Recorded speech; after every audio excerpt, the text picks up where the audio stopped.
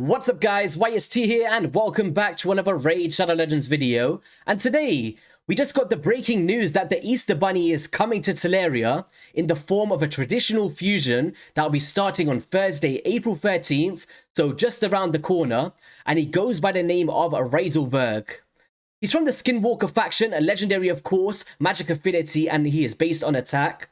And he seems to be flexing a little bit with someone who seems to be Brachus on his shoulder. He's maybe sliced him up and walking around Teleria with it.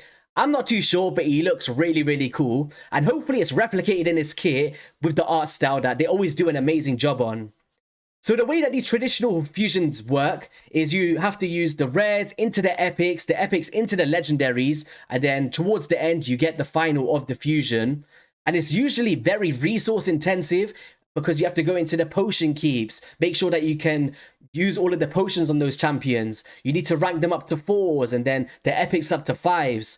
So definitely having a good amount of resources for champion trainings and stuff is going to be a big playing field. And also making sure that you're holding off on some shards to get all of the summon rushes and the champion chase tournaments all done as well to get this champion. But okay, let's just break down what Raid said it's going to be, and then we'll kind of read the kit and see if it's the same as what they're saying pretty much. So they're saying that Razelvarg will be great for clearing some of the late game content such as the Hydra boss and hard mode dungeons, but let's take a look at his unique skill set. So Razelvarg's whole kit revolves around speed. He passively increases his own speed up to 100, that goes to the top of his base speed, which is great since all of his damage skills of attack plus speed. Apart from that, Razelvarg also places an increased speed buff on all allies and provides a speed aura in those battles. His A1 can boost the turn meter by 5%, his A2 has a chance of placing a Leech, whilst the A3 can place some useful buffs on your allies.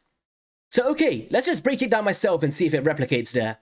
So with the Hopping Mad, attacks one enemy 3 times, very strong for Giant Slayer procs or proccing the damage of like a Hex debuff, and each hit will fill this champion's turn meter by 5%. So 15% turn meter fill? That's pretty nice, right? Keeps you in that rhythm of his theme of a hopping bunny, pretty much. Knight of the Rabbit on a 3-turn cooldown once booked has a 100% chance to place a Leech debuff, which can allow your allies to heal by 18% of the damage inflicted. And at the time of recording this video, they've actually put up a announcement in the Discord saying that they're going to be reverting the Hydra boss changes sometime today, I believe. So it will be going back to how it was and not that 75 max HP, so Leech will still be viable against the Head of Decay here. We'll also heal this champion by 10% of their max HP for each Leech debuff placed, by this skill. So yeah, AoE damage, we got a self-healing whilst placing Leech on all of the heads. You might get some weak hits being the magic affinity, but on a 3-turn cooldown, being as fast as he may be, it'll be up consistently, I'm pretty sure of that. Keep up if you can, attacks all enemies, places a 30% increased speed buff and a 50% increased accuracy buff on all allies for 2 turns before attacking. So what makes this one pretty decent for me? Now, it's nothing crazy. We've seen increased speed champions and increased accuracy. I believe someone like a Cloud Beastfeeder does a very similar effect. But he attacks all enemies in the same skill, meaning that he's going to be good for War Master procs. And that's one big takeaway for me. Increased accuracy on a 3-turn cooldown, making sure that your allies don't need as much accuracy, so you can focus more on stats such as resistance, or just extra damage stats for your nukers, like a Husk for example. The increased speed is going to manipulate not only your ally's speed, but his self with the way that his passive is reading. Because we're built for speed, each increased speed buff placed by this champion will increase his speed by 5 and stacks up to 100, with an ally's speed in all battles by 20%. Now, 100 speed is astronomical, guys. Now, think about building him in, I don't know, 250 speed? Let's just say that's about an average for a Hydra boss team in like the brutal difficulty. That's going to be boosted up to 350 speed, granted that you're in a longer battle and he places increased speed multiple times.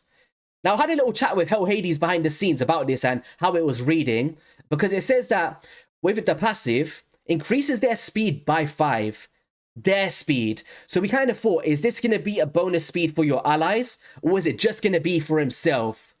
But when I was reading the side of what Raid sent to us, it says, Razelvarg's whole kit revolves around speed. He passively increases his own speed up to 100, whilst also manipulating the speed with the increased speed on allies.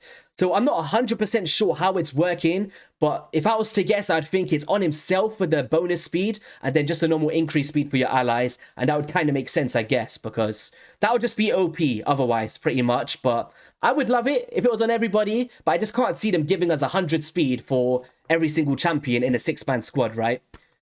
But yeah, that is his kit, guys. I think overall, is he worth it to go for? I'd say 1, it depends on, do you have the resources? Do you have the shards to do this? And also, is this a champion that's going to affect your accounts? Now, Leech is provided by a bunch of champions in this game. It's nothing like out of the norm here. But I'd say it's good. It's 100% chance. It is viable. And if you're looking for an option for that, it's not a bad one to pick up. A1 turn meter feels the way that he increases his speed and increased accuracy. I think he fulfills a lot of roles for progression 100%. You just got to think to yourself, do you have champions that already fulfill this role for you? Do you feel like this champion is going to affect your account in a great way? And is it worth the resource investment for your accounts?